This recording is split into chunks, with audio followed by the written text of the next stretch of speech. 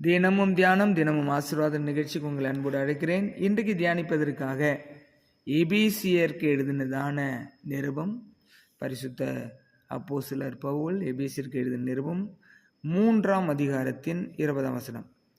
நாம் வேண்டிக் கொள்கிறதற்கும் நினைக்கிறதற்கும் மிகவும் அதிகமாய் நமக்குள்ளே கிரியை செய்கிற வல்லமையின்படியே நமக்கு செய்ய வல்லவராகிய அவருக்கு சபையிலே கிறிஸ்து இயேசுவின் மூலமாய் தலைமுறை தலைமுறைக்கும் சதா காலங்களிலும் மகிமை உண்டாவதாக. ஆமென். அல்லேலூயா.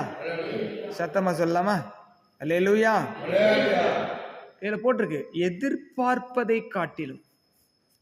என்ன சொல்லியிருக்கு? நாம் வேண்டிக் கொள்வோம். இப்ப நாம எல்லாம் ஜெபிச்சிருக்கோம், கிட்டத்தட்ட முழு உலகத்துக்காக ஜெபிக்கிறோம் ஒவ்வொரு வாரமும். நாம் வேண்டிக் கொள்கிறதுக்கும் ஜெபம் பண்ணுறதுக்கும்னு அர்த்தம். வேண்டிக் கொள்றதுன்னா புரியுதுன்னு நினைக்கிறேன். ஜெபிக்கிறதுக்கும் இல்லை விண்ணப்பிக்கிறதுக்கும் பரிந்து பேசுறதுக்கும் நினைக்கிறதுக்கும். ஜெபிக்கிறோம், அப்புறம் நினைப்போம், ஐயா ஒரு 2 சென்ட் கிடைச்சா போதும், வீடு கட்டலாம்னு நினச்சி நம்ம வேண்டிக்கிட்டோமே, என்ன எப்படி கிடைக்குமா அப்படின்னா, நினைக்கிறத விட 2 நினைக்கிறத விட 20 கூட கொடுப்பார் அவர். அதான் இங்கே நினைக்கிறதற்கும் மிகவும் அதிகமாய் நமக்குள் கிரியை செய்கிற, மிகவும் அதிகமாய் நமக்குள் கிரியை செய்கிற வல்லமையின்படியே.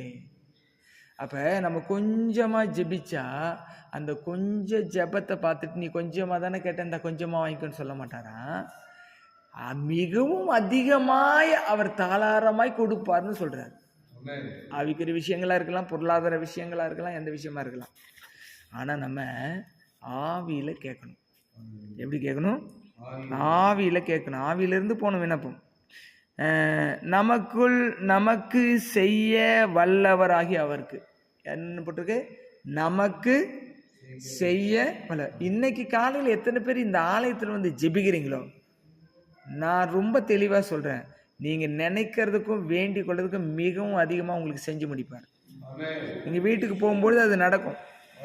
நீங்க வீட்டுக்கு போகும்பொழுது அது நிச்சயமா நடந்து முடிஞ்சிருக்கும். ஏன்னா கர்த்தருடைய ஆலோசனை கேட்டு நீங்க வந்து ஜெபிக்கிறீங்க.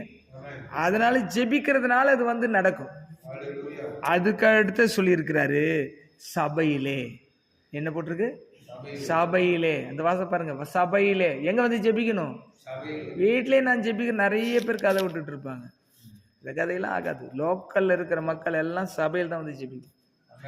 சபையிலே கிறிஸ்து இயேசுவின் மூலமாக. சபையிலே கிறிஸ்து. இப்ப கிறிஸ்து எதுக்கு தலையா இருக்காரு? சபைக்கு தலையா இருக்கிறார். சபைக்கு தலைவர் யாரு? கிறிஸ்து. அந்த சபைக்கு வரவும் மாட்டாங்களாம், ஜெபிக்கவும் மாட்டாங்களாம். ஆனா கிறிஸ்து எல்லாமே தரணுமா. உக்காந்த இடத்துல, எங்க ஊர் பகுதியில் ஒரு பழமொழி சொல்லுவாங்க, நடக்க மாட்டாதவன் சித்தப்ப வீட்டில் பொண்ணு கட்டினானா.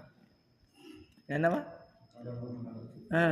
அப்படின்னா சோம்பேறி ஜெபிக்காம வீட்டில் படுத்து தூங்கிட்டு உக்காந்துட்டு கால் நீட்டி போட்டுக்கிட்டு இருந்தா அவர் அப்படியே வந்து, ஐயோ பாவம் பண்ணி இங்கே இருந்தாலும் நான் வந்துடுறேன். சில சொல்லுவாங்க, எங்கே ஜெபம்னாலும் கேட்பாரு. தப்பே கிடையாது. ஆலயத்தை ஏன் கட்டி கொடுத்தாரு? ஏன் ஆலயம் கட்டணும்னு ஜெபிச்சோம்?